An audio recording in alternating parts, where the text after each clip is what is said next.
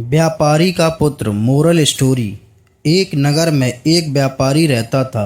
उसका एक पुत्र था जिसका नाम रोहित था। व्यापारी के जीवित रहते तो व्यापार में अच्छी प्रगति हुई, किंतु उसकी मृत्यु के बाद व्यापार में घाटा होता गया। नौबत यह आई कि व्यापारी की सारी संपत्ति समाप्त हो गई। तब रोहित ने परदेश जाकर व्यापार करने का निर्णय लिया। संपत्ति के नाम पर उसके पास मात्र 20 किलो का एक तराजू था। तराजू नगर के एक साहूकार के पास धरोहर स्वरूप रख दिया। फिर वह परदेश चला गया। रोहित ने परदेश में कुछ वर्षों तक व्यापार कर ढेर सारा धन अर्जित कर वह अपने नगर लौट आया। वापस लौटकर वह अपना तराजू लेने साहूकार के पास पहुंचा और उससे अपना तराजू मांगा।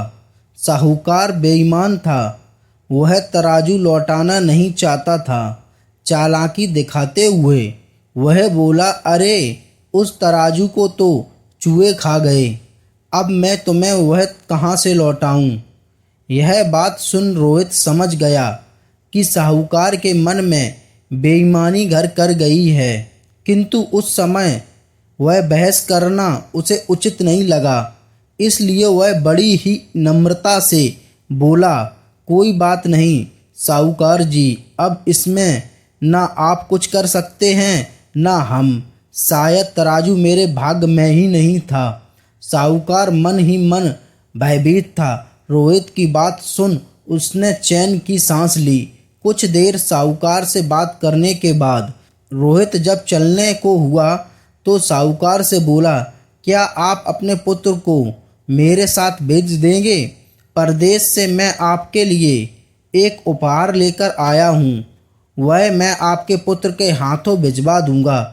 साहूकार लालची था। उपहार के लालच में उसने अपने पुत्र को रोहित के साथ भेज दिया। रोहित साहूकार के पुत्र से बातें करता हुआ नदी किनारे पहुंचा। नदी किनारे एक गुफा थी। उसने साहूकार के पुत्र को उस गुफा में ढकेलकर गुफा का द्वार एक चट्टान से बंद कर दिया। उसके बाद नदी में स्नान कर वह अपने घर लौट गया। इधर शाम हो गई और साहूकार का पुत्र घर नहीं लौटा। तब चिंतित साहूकार रोहित के पास पहुंचा और अपने पुत्र के बारे में पूछने लगा। रोहित बोला, आपके पुत्र के साथ मैं नदी किनारे बैठा हुआ था कि एक बाज आया और उसे उठाकर ले गया। यह सुनकर साहूकार अपना आपा खो बैठा और चिल्लाने लगा, झूठे मक्कार, कैसी ऊट पटांग बातें कर रहे हो? कैसे कोई बाज इतने बड़े लड़के को उठाकर ले जा सकता है? बताओ मेरा पुत्र कहाँ है, नहीं तो मैं तुम्हारी शिकायत राजा से करूँगा। रोहित वही बात दोहराता रहा, मैं सच कह रहा हूँ, आपके पुत्र को बाज उठाकर ले गया है। अब साहूकार क्या करता, तुरंत राजा के पास पहुँचा और जाकर रोहित की शिकायत कर दी। राजा द्वारा सैनिक भेजकर रोहित को राजदरबार में बुलवाया गया।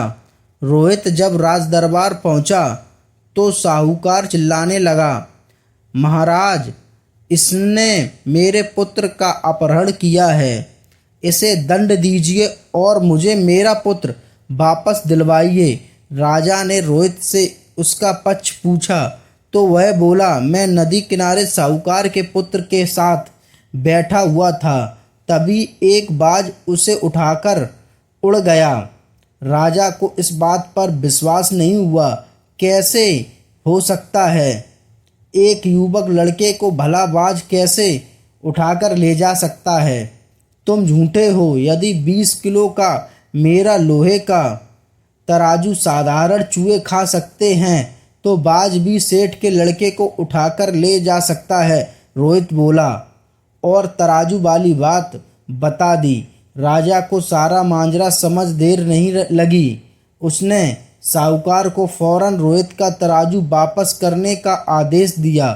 साहूकार ने तराजू वापस कर तब रोहित ने भी साहूकार के पुत्र को गुफा से बाहर निकाल कर घर भेज दिया।